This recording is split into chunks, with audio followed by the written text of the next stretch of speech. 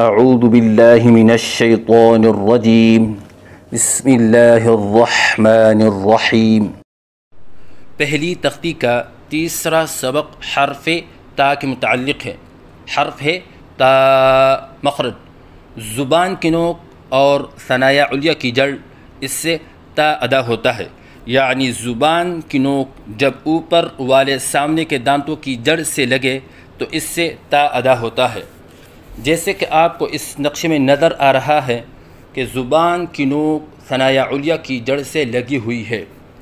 پڑھنے کا طریقہ: زبان کی نوک کو اوپر سامنے والے دانتوں کی جڑ سے لگائیں اور اس کے بعد زبان کو الگ کریں اور پھر منہ کھولیں، کیونکہ اس کے بعد الف ہے اور الف کی ادائیگی منہ کے کھولنے سے ہوتی ہے، اور ایک الف کے برابر لمبا کر کے پڑھیں، نہ ایک الف سے کم ہو جیسے تا، اور نہ ایک الف سے زیادہ ہو جیسے تا۔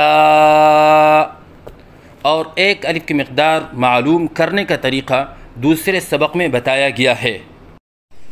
غلطیوں کی نشاندہی: بعض بچے تا کے ادائیگی کے وقت منہ بند رکھتے ہیں، یہ غلط ہے، جیسے تا، کیونکہ الف کی ادائیگی منہ کے کھولنے سے ہوتی ہے، جیسے تا۔ بعض بچے الف کے بعد حمزہ کا اضافہ کرتے ہیں، یہ غلط ہے، جیسے تا۔ بعض بچے تا کے الف کی ادائیگی کے وقت آواز میں لہراؤ سا پیدا کرتے ہیں، یہ غلط ہے، جیسے تا، بلکہ آواز کو بالکل سیدھی رکھے، جیسے تا۔ اگر ان غلطیوں میں سے بچہ کوئی ایک غلطی کر رہا ہے، جیسے حمزہ والی غلطی ہو، تو اس کو درست کرنے کا طریقہ یہ ہے کہ استاد کو چاہیے کہ بچے کے سامنے پہلے صحیح ادائیگی کریں، جیسے تا، اور پھر بچہ جو غلطی کر رہا تھا اسی کو دہرائیں، جیسے تا، تاکہ بچے کے سامنے صحیح اور غلط کے درمیان فرق واضح ہو جائیں، کیونکہ بچہ اپنے ذہن کے مطابق صحیح پڑھ رہا ہوتا ہے۔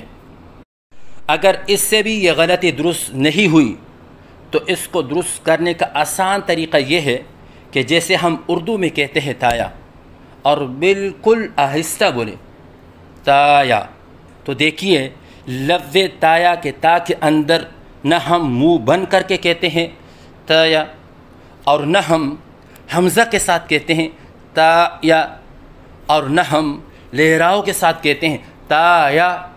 جیسے اردو میں لفظ تایا کے تا کے اندر آواز درست ہوتی ہے، ایسے ہی لفظ تا کی ادائیگی کے وقت آواز درست ہونی چاہیے۔ تو صحیح ادائیگی ہے تا۔ غلطیوں کی نشاندہی: منہ بند کر کے پڑھنا، یہ غلط ہے، جیسے تا، اور حمزہ کے ساتھ پڑھنا جیسے تا، اور لہراؤ کے ساتھ پڑھنا جیسے تا، تو صحیح ادائیگی ہے تا۔